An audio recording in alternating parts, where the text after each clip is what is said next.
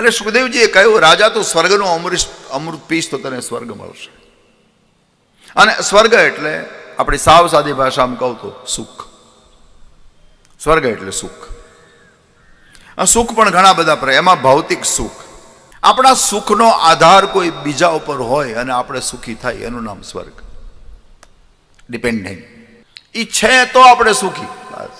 સારી વ્યવસ્થા છે તો આપણે સુખી, નહીં તો નહીં. જે બીજા પર આધારિત છે એને ભૌતિક સુખ કહેવામાં આવ્યું છે. એને આપણે ત્યાં સ્વર્ગ પણ કહ્યું, સ્વર્ગીય સુખ પણ કહ્યું છે. હું તમને બહુ સાદી વ્યાખ્યા કરું સ્વર્ગની.